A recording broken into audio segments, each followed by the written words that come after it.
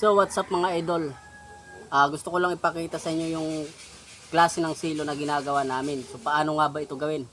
Kasi ito po yung silo na hindi masyadong magastos. Pwedeng ilagay sa mga daanan ng tikling. Kung sakaling trip nyo lang manghuli, pwede po ito. So bakit nga ba ganito yung style? Ganito po yan kasi idol. Kung sakaling daanan ng tikling yung pinaglagyan nyo, automatic kung hindi liig, paa bibitag. So pag lumakad yan hanggang doon, tapos masagi, ganito po yung kalalabasan. Papakita ko po sa inyo kung paano gawin. So what's up mga idol, sa video po na ito ituturo ko sa inyo yung paggawa ng isang klase ng silo na hindi masyadong magastos.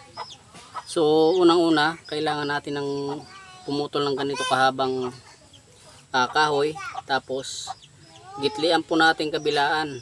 Yan o. Kayo na lang din po magtansya kung gaano kalapad. Pero mas mainam yung ganito lang. Bali kung tutusan ilang inches lang yun, sa dalawa.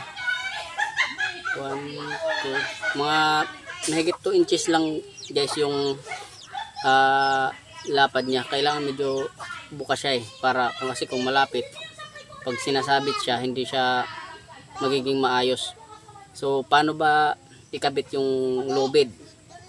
Sa lubid naman natin guys, ito lang oh, bali 1 metro, 1 meter ang haba nito guys. Ito ginawa ko lang to guys, sako lang to guys. Pero kung may pambili kayo ng lubid na sa mga hardware, pwede kayo bumili na ng ganito kalalaki. Kung pantikling lang yung silo na gagawin nyo. So unang-una ganito muna.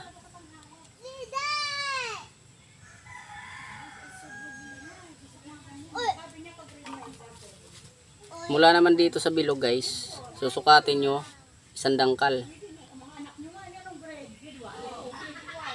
Ganyan.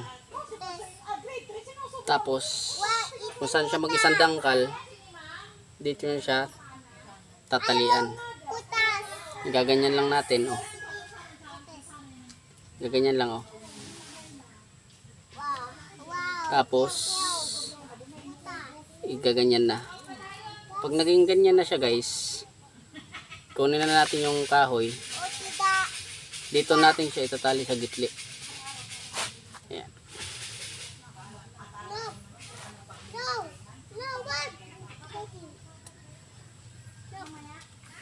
Ayan na siya.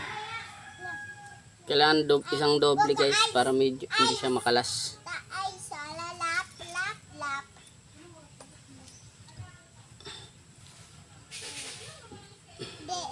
Ito na yon. Yan o. So ang susunod guys, igaganyan natin ulit.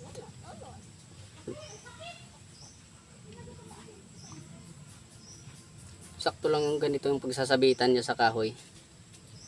Yan o. Kita nyo. Tatali din natin yan. Pag ganyan.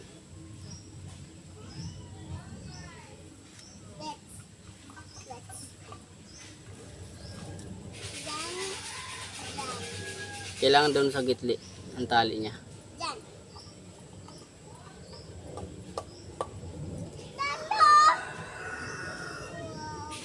Yeah. So isang tali pa guys, para mas matibay. Kasi minsan pag isang tali lang, pwede siyang makalas. Iikot yan. So ganito ang kalalabasan na guys. Tapos ito, itatali din natin to guys pag ganito.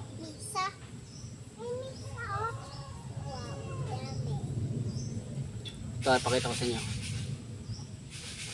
Ito hindi to magastos guys kung sakaling gusto nyo lang maglibang, manilo ng tikling.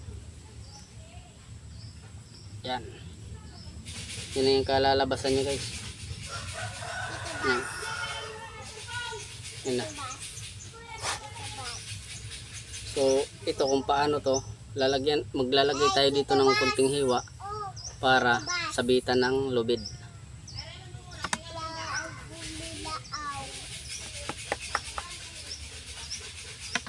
Kailangan konti lang din guys yung gitli na gagawin natin yan para isasabit natin yung lobby dyan. Laki to.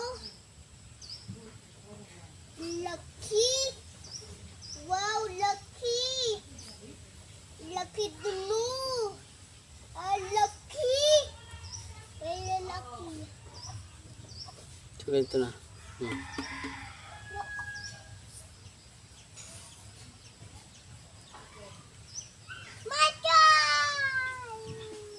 Yan na guys. Ito na yung finish guys. Yan. Pwede nyo ito ikabit guys sa mga daanan ng tikling. So kailangan nyo din gumawa ng baka itanong nyo kung ano ang purpose nito. Para po dito yan. Ayan o.